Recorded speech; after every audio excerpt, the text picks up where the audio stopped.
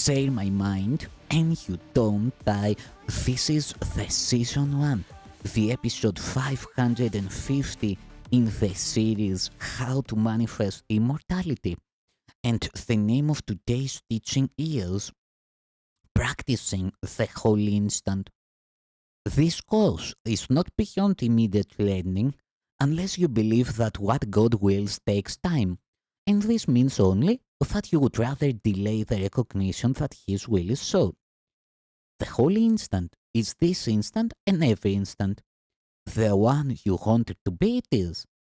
The one you would not have it be is lost to you. You must decide when it is.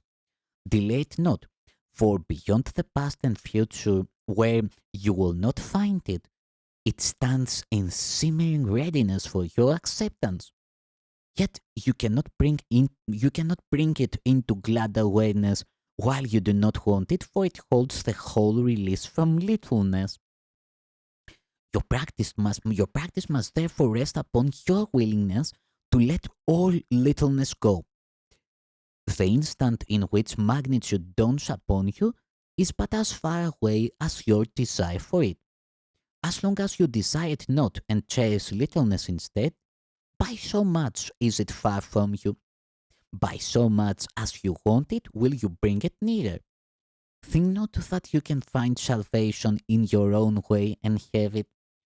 Give over every plan you have made for your salvation in exchange for God's.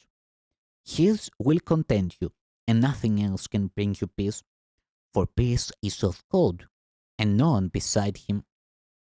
Be humble before Him, and yet great in Him, and value no plan of the ego before the plan of God, for you leave empty your place in His plan, which you must fill if you would join with me by your decision to join in any plan but His. I call you to fulfill your holy part in the plan that He has given to the world for its release from littleness. God would have His host abide in perfect freedom. Every alliance to a plan of salvation apart from Him diminishes the value of His will for you in your own mind, and yet it is your mind that is the host to Him. Would you learn how perfect and immaculate is the holy altar on which your Father has placed Himself? This you will learn in the holy instant, in which you willingly and gladly give over every plan but His. For there lies peace, perfectly clear, because you have been willing to meet its conditions. You can claim the holy instant anytime and anywhere you want it. In your practice, try to give over every plan you have accepted for finding magnitude in littleness. It is not there. Use the holy instant only to recognize that you alone cannot know where it is and can only deceive yourself. I stand within the holy instant as clear as you would have me, and to the extent to which you learn to accept me is the measure of the time in which the holy instant will be yours. I call to you to make the holy instant yours at once, for the release from littleness in the mind of the host of God depends on willingness and not on time. The reason this course is simple is that truth is simple. Complexity is of the ego and is nothing more than the ego's attempt to obscure the obvious. You could live forever in the holy instant, beginning now and reaching to eternity, but for a very simple reason. Do not obscure the simplicity of this reason, for if you do, it will be only because you prefer not to recognize it and not to let it go. The simple reason, simply stated, is this.